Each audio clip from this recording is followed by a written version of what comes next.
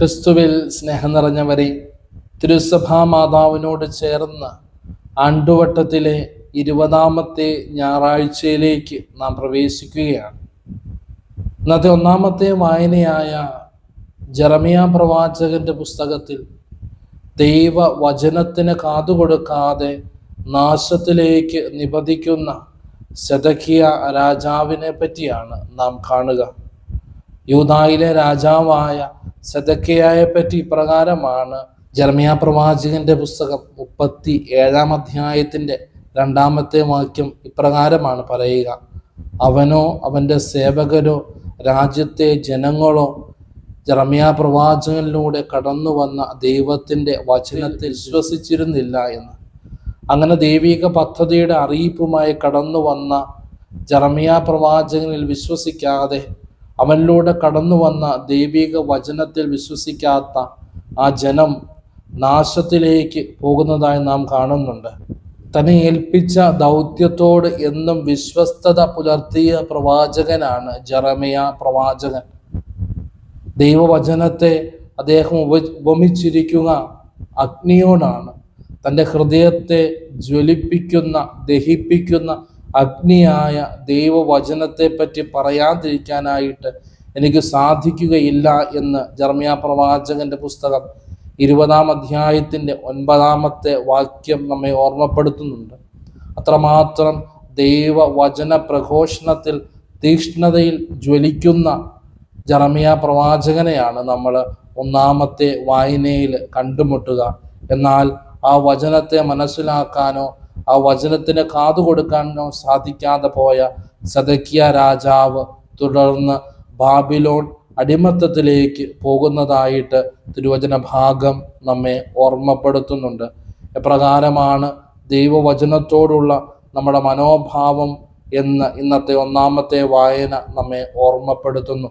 ഇന്നത്തെ പ്രതിവചന സങ്കീർത്തന ഭാഗമായ സങ്കീർത്തനങ്ങൾ 40 നമ്മെ ഓർമ്മപ്പെടുത്തുക ദൈവവചന പ്രഘോഷണത്തെയും അതിലൂടെ നമുക്ക് ലഭിക്കുന്ന ദൈവത്തിൻ്റെ വലിയ രക്ഷയെ പറ്റിയുമാണ്. സങ്കീർത്തനങ്ങൾ 40-ന്റെ 9-ഉം 10-ഉം തിരുവചനങ്ങൾ നമ്മെ ഓർമ്മപ്പെടുത്തുന്നത് ദൈവമേ, അങ്ങയുടെ രക്ഷയും വിശ്വസ്തതയും ഏറ്റുപറയുന്നതിൽ നിന്ന് ഞാൻ വിരമിച്ചില്ല എന്നുള്ള വലിയ തിരുവചന ഭാഗമാണ്. ദൈവത്തിൻ്റെ രക്ഷ, ദൈവത്തിന് ലഭിച്ച കൃപകളും അനുഗ്രഹങ്ങളുമൊക്കെ ഏറ്റുപറയുന്ന സങ്കീർത്തകനെയാണ് ഇന്നത്തെ പ്രതിവചന സങ്കീർത്തന ഭാഗത്തിൽ നാം കാണുക. നമ്മുടെയൊക്കെ അനുദിന ജീവിതത്തിൽ ദൈവത്തിലൂടെ ലഭിച്ച അനുഗ്രഹങ്ങളെയും കൃപകളെയും മൂടിവെക്കാതെ, മറച്ചുവെക്കാതെ പ്രഘോഷിക്കുവാനും അതിലൂടെ കടന്നു വന്ന ദൈവിക ഇടപെടലുകളെ മറ്റുള്ളവരുമായി പങ്കുവെക്കുവാനും നാം പ്രാപ്തരാകേണ്ടതാണ് എന്ന് ഇന്നത്തെ പ്രതിവചന സങ്കീർത്തന ഭാഗം നമ്മെ ഓർമ്മപ്പെടുത്തുകയാണ്. ഇന്നത്തെ 2ാമത്തെ വായനയായ ഹെബ്രായർക്ക് എഴുതപ്പെട്ട ലേഖനം ആരംഭിക്കുക തന്നെ സജീവ സാക്ഷികളായ വ്യക്തികളെ പറ്റി ഉദ്ധരിച്ചുകൊണ്ടാണ്. ദൈവവചനത്തിന്, ദൈവത്തിൻ്റെ വാക്കുകൾക്ക് സാക്ഷ്യം നൽകി കടന്നുപോയ ആദിമ സഭയിലെ സജീവ സാക്ഷികളായ വ്യക്തികളെ പറ്റിയാണ് ഹെബ്രായ ലേഖനം ഇന്ന് നമ്മെ ഓർമ്മപ്പെടുത്തുക. അവരുടെ വചനത്തോടുള്ള വിശ്വസ്തതയും വചന പ്രഘോഷണത്തിലുള്ള അവരുടെ തീഷ്ണതയും നമ്മെ ഓരോരുത്തരെയും മുൻപോട്ട് നയിക്കുന്ന വലിയ ശക്തിയായിട്ട് മാറണം എന്ന് ലേഖനകർത്താവ് നമ്മെ ഓർമ്മപ്പെടുത്തുന്നുണ്ട്. നാമൊക്കെ ഈ ലോകത്തിലേക്ക് കടന്നു വന്നത് ദൈവരാജ്യമാകുന്ന ജെറൂസലേം ലക്ഷ്യമാക്കിയുള്ള ജീവിതത്തിലേക്കാണ്. ആ ജീവിതയാത്രയിൽ ദൈവവചനത്തെ മുറുകെ പിടിച്ചുകൊണ്ട് മുന്നോട്ട് പോയി നമ്മുടെ ഓട്ടം ഓടിത്തീർക്കേണ്ടതിൻ്റെ പ്രാധാന്യത്തെപ്പറ്റിയാണ് ഇന്നത്തെ 2ാമത്തെ വായന നമ്മെ ഓർമ്മപ്പെടുത്തുന്നത്. ഈ നമ്മുടെ യാത്രയിൽ നമുക്ക് ശക്തി പകരേണ്ടത്, ഈ യാത്രയിൽ നമുക്ക് കൂട്ടായിരിക്കേണ്ടത് ദൈവത്തിൻ്റെ വലിയ വചനത്തിൻ്റെ ശക്തിയാണ് എന്ന് ഇന്നത്തെ ലേഖനത്തിലൂടെ തിരുസഭാമാതാവ് നമ്മെ ഓർമ്മപ്പെടുത്തുകയാണ്.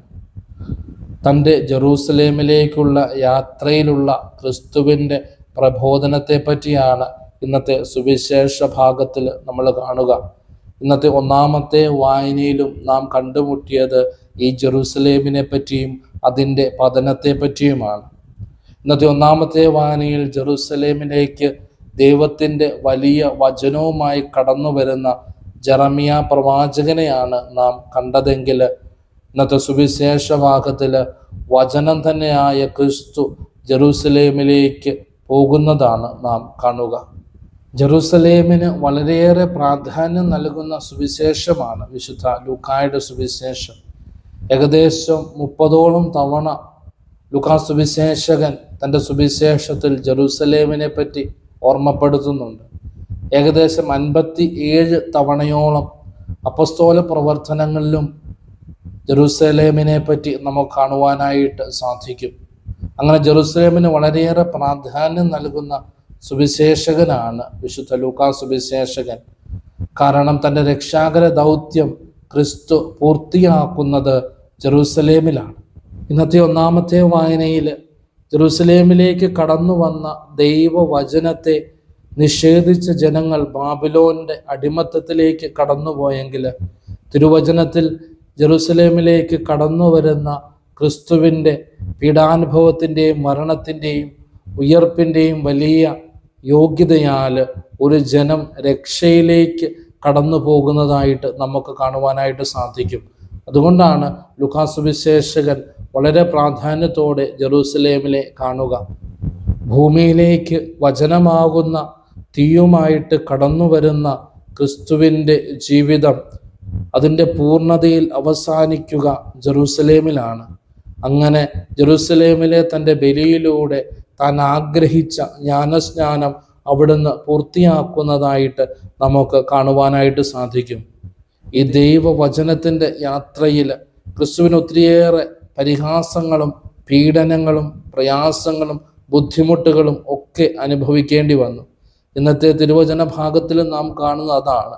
ദൈവവചനത്തിന് സാക്ഷ്യം വഹിക്കുമ്പോൾ നമ്മുടെയൊക്കെ അനുദിന ജീവിതങ്ങൾക്കും ജീവിതത്തിലെ പല ബന്ധങ്ങൾക്കും ഇടർച്ചകളും തകർച്ചകളും ഉണ്ടാകാം. എന്നാൽ അവയൊക്കെ നമ്മെ നയിക്കേണ്ടത് നമ്മുടെ ഓരോരുത്തരുടെയും വ്യക്തിപരമായ രക്ഷയിലേക്കായിരിക്കണം. നമ്മുടെ ജീവിതത്തിൻ്റെ ലക്ഷ്യമെന്ന് പറയുക സ്വർഗീയ ജെറൂസലേമിൽ എത്തിച്ചേരുക എന്നുള്ളതാണ്. ആ യാത്രയിൽ നമ്മുടെ ജീവിതത്തിലേക്ക് കടന്നു വരുന്ന എല്ലാ പ്രയാസങ്ങളെയും ബുദ്ധിമുട്ടുകളെയും ക്രിസ്തുവിൻ്റെ വചനമാകുന്ന വാളുകൊണ്ട് തടുത്തുകൊണ്ട് മുന്നോട്ട് നീങ്ങുവാനുള്ള വലിയ കൃപയ്ക്കായിട്ട് നമുക്ക് പരിശ്രമിക്കാം. ദൈവം നമ്മെല്ലാവരെയും സമൃദ്ധമായി അനുഗ്രഹിക്കട്ടെ.